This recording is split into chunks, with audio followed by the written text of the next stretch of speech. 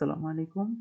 আমাদের ৩ নাম্বার এক্সপেরিমেন্টের নাম হচ্ছে to study the absorption of gamma ray in a absorber and determine mass attenuation coefficient, half value layer, quarter value layer in this absorber। তো প্রথমত কথা বলতে হবে হচ্ছে গামা রে আসলে কি? গামা রে হচ্ছে যখন কোনো নিউক্লিয়াসের মধ্যে যে নিউক্লিয়নগুলো আছে সেগুলো যখন হায়ার এনার্জি স্টেটে থাকবে। তো হায়ার এনার্জি স্টেট বলতে আমি কি বোঝাচ্ছি, যেমন অ্যাটমের মধ্যে যে ইলেকট্রনগুলো থাকে, প্রথম কক্ষপথ, দ্বিতীয় কক্ষপথ, তৃতীয় কক্ষপথ। তো কোনো হায়ার এনার্জি শেল থেকে লোয়ার এনার্জি শেলে যখন ইলেকট্রন প্রবেশ করে তখন সে একটা এনার্জি ইমিট করে, সেটা mainly X ray, UV, visible এরকম রেঞ্জে হয়, কিন্তু সেটা গামা হয় না। কিন্তু নিউক্লিয়াসের মধ্যে যে নিউক্লিয়নগুলো আছে, নিউট্রন, প্রোটন, এরাও কিন্তু এক্সাইটেড স্টেটে থাকতে পারে। যখন কোনো একটা নিউক্লিয়ন আলফা অথবা বিটা পার্টিকেল ইমিট করে ফেলার পরেও নিউক্লিয়নগুলো কিন্তু কিছু একটা এনার্জি হায়ার স্টেটে থেকে যায় নিউক্লিয়নগুলো। তো হায়ার স্টেট থেকে যখন লোয়ার স্টেটে নিউক্লিয়নগুলো আসে তখন সেখান থেকে একটা পার্টিকেল ইমিট হয় অথবা একটা রে ইমিট হয় খুবই হাই এনার্জির, এটাকে আমরা বলি গামা রে। একদম জাস্ট একটা কথা বলি, সেটা হচ্ছে গামা রে মূলত নিউক্লিয়নগুলো গুলো যখন হায়ার স্টেটে থাকে, হায়ার এনার্জি স্টেটে, তারা লোয়ার এনার্জি স্টেটে আসতে গেলে একটা এনার্জি ইমিট করতে হয়। এই এনার্জিটাই হচ্ছে গামা রেডিয়েশন। তো এই গামা রেডিয়েশনটা আসলে কোনো পার্টিকেল না, এটাকে থামানোর মতো কোনো, মানে থামিয়ে দেওয়া পার্টিকেল এনার্জিকে তো থামিয়ে দেওয়া যায় না। তো এটাকে আমরা কি করতে পারি, অ্যাবজর্ব করতে পারি এনার্জিকে। অ্যাবজর্ব কি দিয়ে করবো, কোনো একটা অ্যাবজর্বার দিয়ে। তো গামা রেকে আমরা অ্যাবজর্ব করবো হচ্ছে অ্যালুমিনিয়াম দিয়ে, কারণ হচ্ছে লেড দিয়ে যখন আমরা অ্যাবজর্ব করতে যাব, লেডের মধ্যে দিয়ে গামা রে পাস হতে গেলে পুরোপুরি ব্লক হয়ে যায়। তো আমরা তো এখানে হাফ ভ্যালু, মানে হচ্ছে গামা রেটা অর্ধেক কোথায় হয়, কোয়ার্টার কোথায় হয়, এটা জানতে চাচ্ছি আর কি। না কোথায় হাফ হয়, কোথায় 4/1 হয়।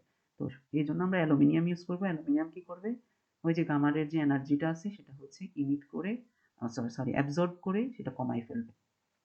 ওকে। তো আমরা অপটিক্সের বিয়ার-ল্যাম্বার্ট ল থেকে জানি, যখন কোনো একটা এনার্জি বা লাইট কোনো একটা ম্যাটেরিয়ালের মধ্যে প্রবেশ করে তখন সে এনার্জি লস করে।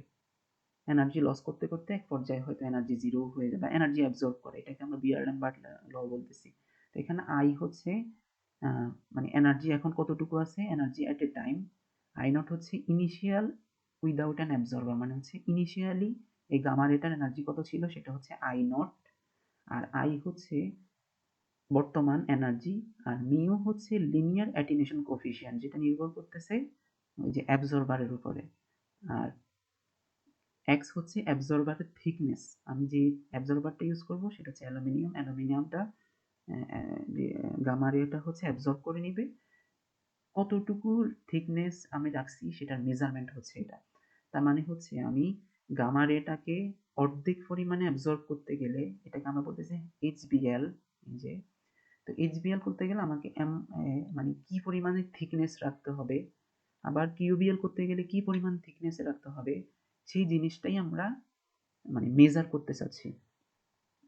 আর মাস অ্যাটেনুয়েশন কোফিসিয়েন্ট হচ্ছে linear attenuation coefficient per unit density, সেটা নিয়ে আমরা কথা বলবো।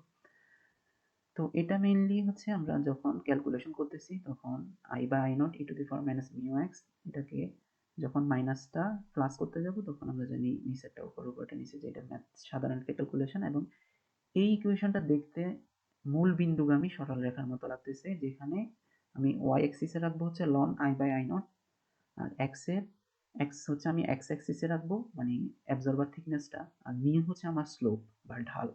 তো এটা একটা লিনিয়ার প্লট, যেখান থেকে আমি মিউটা ঢাল থেকে যে কোনো সময় যে কোনো থিকনেসের জন্য সেটা কনস্ট্যান্ট থাকবে। ওকে, এটা হচ্ছে আমার সেই প্লটটা, লিনিয়ার প্লট, যেখানে absorber thickness versus ln I naught by I. আমি যখন একটা গ্রাফ করব তখন সেখানে স্লোপটা হবে লিনিয়ার অ্যাটেনুয়েশন কোফিসিয়েন্ট। তো মাস অ্যাটেনুয়েশন কোফিসিয়েন্ট হচ্ছে linear attenuation coefficient per unit density. Okay, আর হাফ ভ্যালু লেয়ার কি, সেটা হচ্ছে আমার যে ইন্টেন্সিটিটা ছিল সেটা অর্ধেক করতে, মানে হাফ করতে কি পরিমাণ থিকনেস আমার ইউজ করতে হবে সেটাই হচ্ছে এক্স হাফ, এটাকেই বলা হয় এইচবিএল যেটা কিনা রেডিয়েশন যে আইসোটোপ আছে ওদের হাফ লাইফের মতোই একটা ইকুয়েশন আর কি। ওকে, অ্যান্ড কিউবিএল হচ্ছে আমার যে রেডিয়েশনটা ছিল তার এনার্জি 1/4 করতে কি পরিমাণ থিকনেস ইউজ করতে হবে।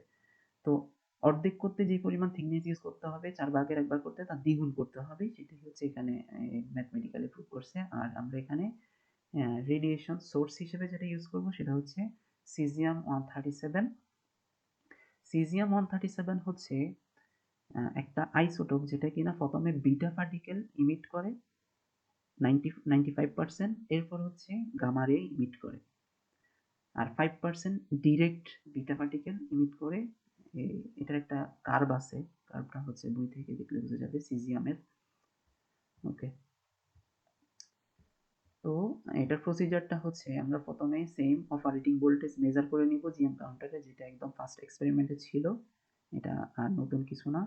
আর 2 নাম্বার টেবলে আমরা যেটা করব সেটা হচ্ছে জিরো থিকনেস, মানে আমি কোনো থিকনেস ইউজ না করে সিজিয়াম-137 এর ব্যাকগ্রাউন্ড কাউন্ট মেজার করব এবং সিজিয়াম-137 এর সোর্স দিয়ে ইন্টেন্সিটি মানে মেজার করব, এবং ইন্টেন্সিটি উইদাউট অ্যাবজর্বার সেটা আমরা এখান থেকে পাবো কিভাবে, সিজিয়াম নিজে কতটুকু দিছে, যেমন সিজিয়াম হচ্ছে 6301, এটা আমাদেরকে ইন্টেন্সিটিটা দিল, আর ব্যাকগ্রাউন্ডে ছিল 97, যেটা কিনা সিজিয়ামের কারণে আসেনি। আমি এইটা থেকে এটা মাইনাস করলে যেটা পাচ্ছি সেটা হচ্ছে ইন্টেন্সিটি উইদাউট অ্যাবজর্বার। আমরা এখন কিন্তু কোনো প্রকারের অ্যালুমিনিয়ামের অ্যাবজর্বার ইউজ করি নাই এই টেবলে। ওকে, এই ভ্যালুটা নিব, আর আমরা আরেকটা টেবল আছে সেই টেবলে এসে উইথ অ্যাবজর্বারে আরেকটা ভ্যালু নিব।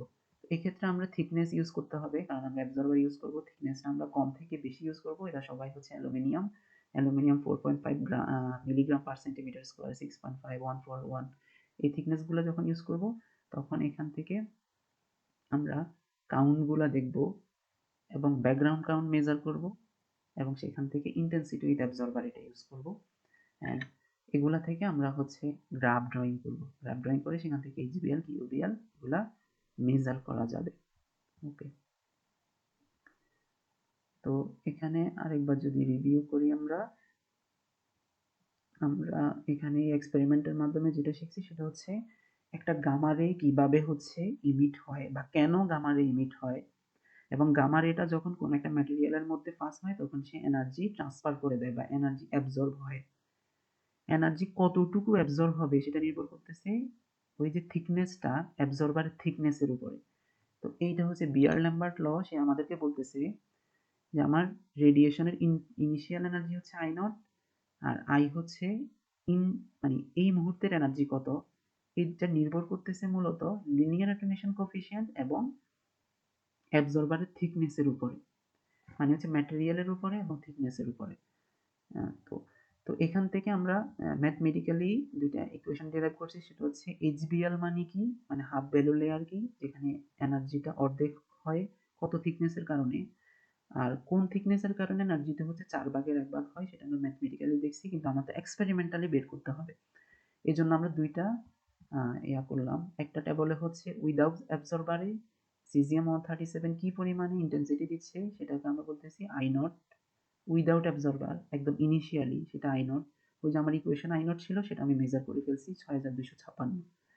এবার আমার বের করতে হবে থিকনেস দিয়ে। তো যখন আমি থিকনেস ইউজ করব, থিকনেস বাড়াতে বাড়াতে আমার ইন্টেন্সিটিটাও আস্তে আস্তে কমতে থাকবে। আমি যত বেশি থিকনেস বাড়াবো আমার ইন্টেন্সিটিটাও তত বেশি এখানে ইন্টেন্সিটিটা কমতে থাকবে। তাহলে আমি এখানে তো আমি বুঝতে পারতেছি না যে কোন অ্যাবজর্বারের কারণে বা কোন থিকনেসের কারণে কোথায় ইন্টেন্সিটিটা অর্ধেক হলো। যেমন আমার ইন্টেন্সিটি ইনিশিয়ালি ছিল 5613, তার মানে এটার অর্ধেক যেটা হবে সেটা এর মাঝামাঝি কোথাও বা নাই, কিন্তু 5000 অর্ধেক হচ্ছে 2500, 2500 কিন্তু আমি এক্সপেরিমেন্টালি কোথাও পাই নাই, কিন্তু আমি যখন গ্রাফ ড্রয়িং করব তখন কিন্তু ঠিকই পেয়ে যাব। এটা ম্যাথমেটিক্যাল ক্যালকুলেশন। আমি যখন এই অ্যাবজর্বার থিকনেস ভার্সেস ইন্টেন্সিটি কার্ভটা করব তখন সেখান থেকে আমি গ্রাফ থেকে ভ্যালুগুলো কিন্তু ঠিকই পেয়ে যাব, যে কোথায় আমার 5600 ছিল, কোথায় হচ্ছে 2500, এই যে 2500 এ থিকনেস কত থাকতে পারে সেটা আমি মেজার করে ফেলতে পারবো। যদি আমি এক্সপেরিমেন্টালি পারি নাই, কিন্তু গ্রাফ কার্ভ দিয়ে সেটা মেজার করা গেছে। এটাই হচ্ছে মেইন টেকনিক। তো আমি যদি হাফ ভ্যালু, কিউ ভ্যালু এগুলা জানি, তাহলে আমি যে কোনো থিকনেসে কতটুকু এনার্জি হবে, এবং আমি এটাও জানতে পারবো যে কোন থিকনেসের কারণে একদম পুরোপুরি অ্যাবজর্ব হয়ে যাবে গামা রেটা। তো এটাই ছিল এই গামা রে থেকে মোটামুটি যে ভাইবাগুলো থাকার কথা, মানে ওভারঅল একটা ডিসকাশন। এখানে হয়তো আরো অনেক কোয়েশ্চেন থাকতে পারে। আমার কাছে কোয়েশ্চেনগুলো অনুপস্থিত থাকার কারণে সবগুলা আনসার করা হয়তো পসিবল নাও হতে পারে। যদি কোনো কোয়েশ্চেন থাকে অবশ্যই আমি আবার ট্রাই করব সলভ করে দেওয়ার। সবাইকে অসংখ্য ধন্যবাদ সাথে থাকার জন্য। আসসালামু আলাইকুম। আল্লাহ হাফেজ।